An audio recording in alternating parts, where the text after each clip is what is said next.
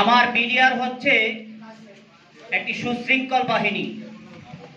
এই বাহিনীর পূর্বের বাপদাদা যারা ছিল আমাদের, তাদের রেকর্ড রয়েছে, তারা স্বাধীনতা যুদ্ধে সর্বোচ্চ পদক পেয়েছে, বীর শ্রেষ্ঠ 2 জন, এবং বরুইবাড়ির যুদ্ধে, পাদুয়ার যুদ্ধে তারা বীরত্বের প্রকাশ করেছে।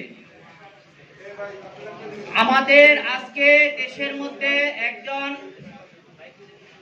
গুরুত্বপূর্ণ স্থানের একজন ব্যক্তি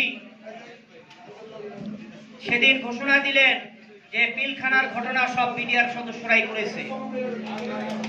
তাহলে ক্যাপ্টেন তানভীর সাহেবের স্ত্রী যে বললেন পিলখানার মধ্যে বিদেশি স্লিং পাওয়া গিয়েছে, তৎকালীন সময়ে একজন মহিলা ক্যাপ্টেন বললেন সেখানে বিদেশি গ্রেনেড পাওয়া গিয়েছে।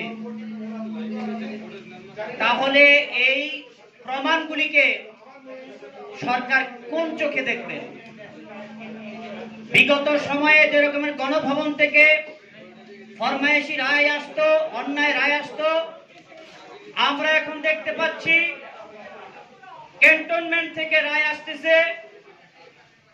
তবে যে গণ অভ্যুত্থান হয়েছে, এই গণ অভ্যুত্থানের মধ্যে জনগণ কখনোই এই অন্যায় ফরমায়েশি রায়কে মেনে নেবে না। আমরা ক্যান্টনমেন্টের প্রধানকে সম্মান করি। আমরা বলবো আপনি আমাদের পক্ষ নয়, খুনিদের পক্ষ নয়, নিরপেক্ষতা, এবং আপনি একজন ন্যায়ের প্রতীকের ন্যায় কথা বলুন। আপনি বেনজিরের ন্যায় ফুল স্টপ বলেছেন, এটা জনগণ কখনোই মেনে নেবে না।